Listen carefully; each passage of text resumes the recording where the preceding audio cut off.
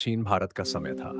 बड़े बड़े साम्राज्य सीन थे, जहां राजा महाराजा अपने राज्य की रक्षा और विस्तार के लिए युद्ध करते थे। इन्हीं राज्यों में एक समृद्ध और शक्तिशाली राज्य था, विजयगढ़। इस राज्य के महाराज विक्रम सिंह एक वीर, न्यायप्रिय और कुशल योद्धा थे।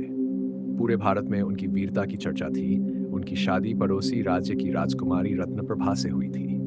रत्नप्रभा अनुपम सौंदर्य की धनी थी, किंतु उनका हृदय एक सामान्य राजकुमारी की तरह नहीं था। वह बुद्धिमान, निडर और आत्मसम्मान से भरपूर थी। उनकी और विक्रम सिंह की शादी राजनीतिक कारणों से तय हुई थी, लेकिन रत्नप्रभा को यह चिंता थी कि क्या राजा केवल एक वीर योद्धा है या उनके भीतर एक स्नेही और संवेदनशील पति भी है।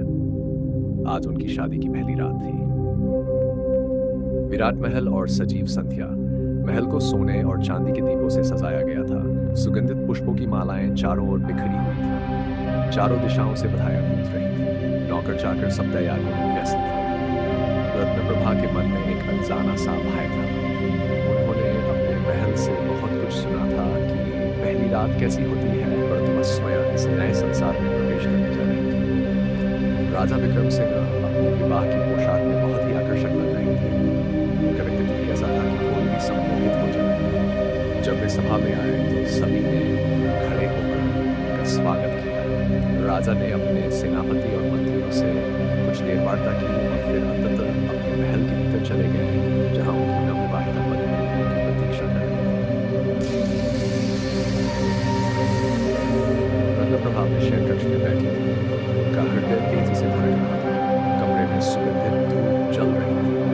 चारों ओर लाल और सुनहरे रंग के पर्दे लहरा रहे थे। दियों की हल्की रोशनी कमरे को और भी मनमोहक बना रही थी। राजा विक्रम सिंह अंदर आए।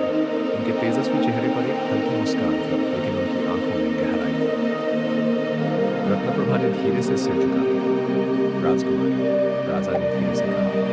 रत्नप्रभा ने सिर उठाया और राजा की आंखों में देखा। अब आप मेरी पत्नी हैं, परंतु मैं चाहता हूं कि यह बंधन केवल एक दायित्व हो, बल्कि एक सजीव और मधुर संबंध हो। रत्नप्रभा आश्चर्यचकित थी। उन्होंने सोचा था कि राजा बस अपने अधिकार की बात करेंगे, लेकिन यहाँ तो कोई और ही भावनाएं प्रकट हो रही थी। राजा का स्नेह और विश्वास।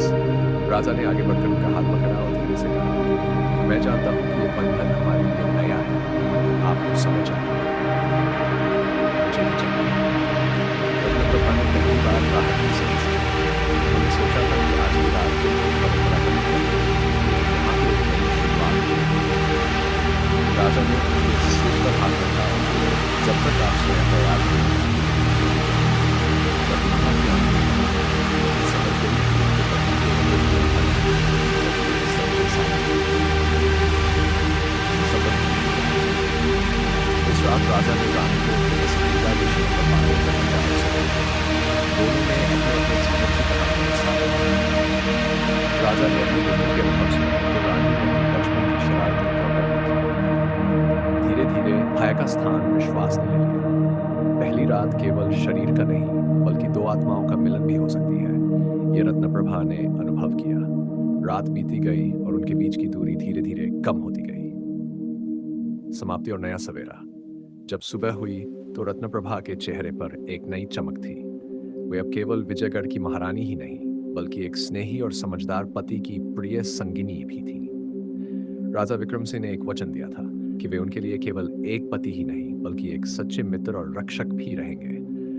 और इस वचन के साथ उनकी शादी की पहली रात केवल एक परंपरा नहीं रही, बल्कि एक नए रिश्ते की नींव बन गई।